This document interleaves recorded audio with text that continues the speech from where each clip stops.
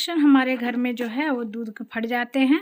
तो जब फट जाएंगे दूध तो आपको थोड़ी सी भी चिंता करने की ज़रूरत नहीं है, क्योंकि आज उस फटे हुए दूध की इतना बेहतरीन रेसिपी लेकर के आए हैं और साथ में बहुत ही बेस्ट कॉम्बिनेशन वाला क्रिस्पी पराठे के रेसिपी लाए हैं, जो कि अलग और हेल्दी बनेगा और बहुत ही डिफरेंट फ्लेवर टेस्ट का होता है क्रिस्पी पराठे।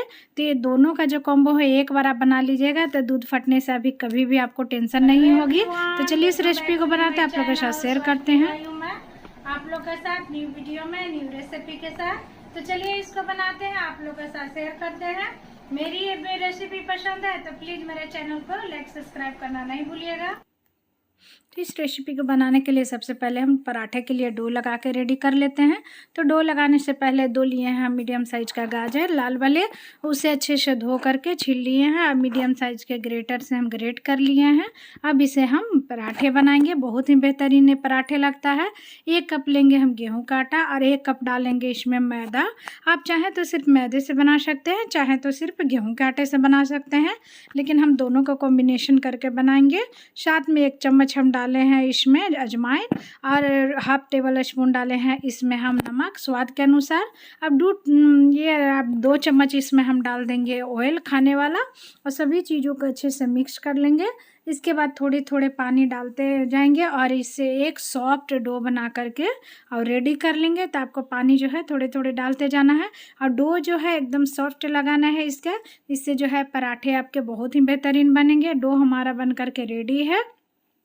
अब इसे चिकना करके और साइड में रख देंगे रेस्ट करने के लिए 10 मिनट। तब तक हम ये ग्रेवी के लिए तैयारी करते हैं। तो 2 लिए हैं मीडियम साइज का टमाटर, 1 प्याज और 3-4 लिए हैं हरी मिर्च।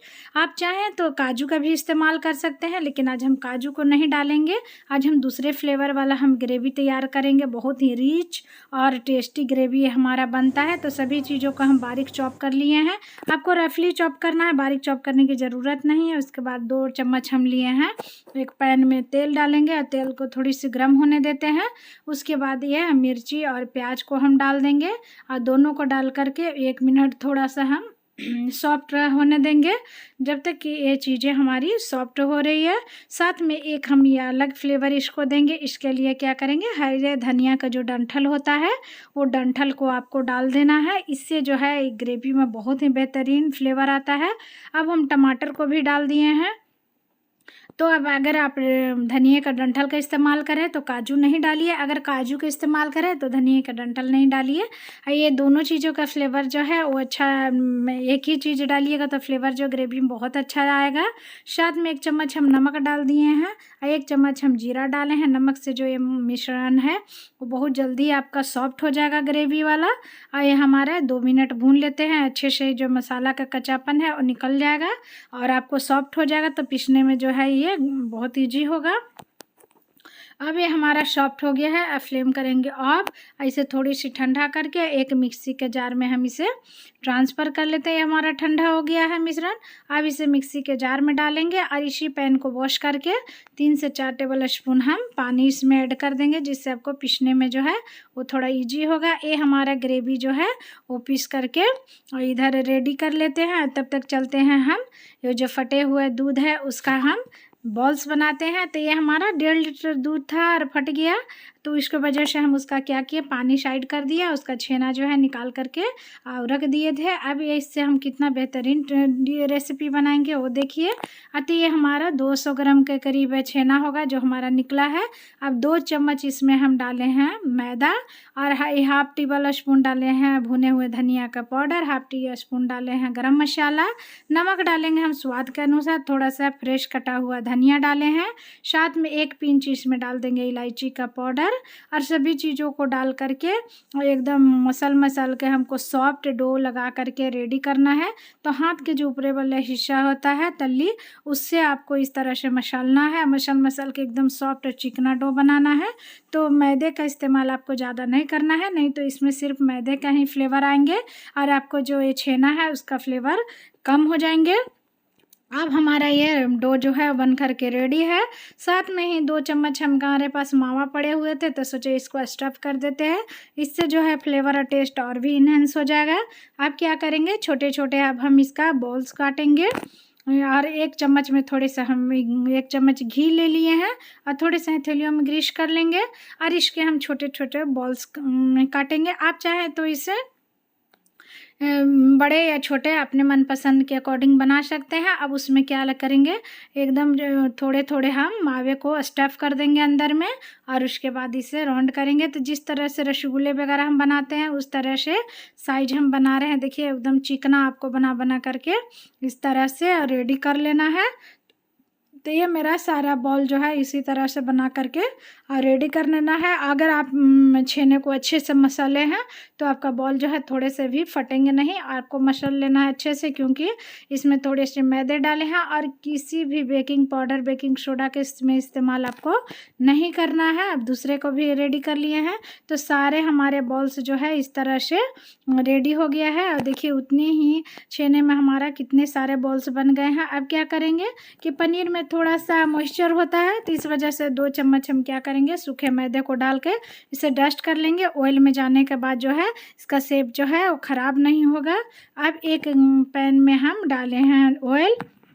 ऑयल आपको ज़्यादा नहीं डालना है, क्योंकि ज़्यादा ऑयल डालिएगा तो इसको फ्राई करते समय ऑयल जो है आपका गंदा हो जाएगा, क्योंकि इसमें मैदे का कोटिंग है और मैदा जल जाएगा तो ऑयल ख़राब हो जाएगा। इसीलिए ऑयल का इस्तेमाल हमको कम करना है। मीडियम फ्लेम रखना। मीडियम फ्लेम पे एक बैच में जितने आएगा उतने बॉल्स को हम इसमें डाल दिए हैं। थोड़े थोड़े गरम तेल को इस तरह से करछी से हम उस पर डालते जाएंगे तो देखिए इसका साइज जो है वो पहले से बहुत बड़ा हो जाएगा। वो आहिस्ता आहिस्ता आपको इस तरह से पलटना है, क्योंकि ये छेने से बना हुआ है तो बहुत सॉफ्ट है और ये आपके तुरंत टूटने लगेंगे। अब 2 से 3 मिनट के बाद हमको एक तरफ जब अच्छे से सीख जाए तो 2 से 3 मिनट के बाद इसको अच्छे से पलट लेना है। लेकिन ये आपको जो प्रोसेस है हल्के हाथों से करना है, जिससे कि आपका बॉल्स टूटे नहीं। अब हमारा दोनों तरफ से इसका कलर देखिए कितना सुनहरा हो गया है।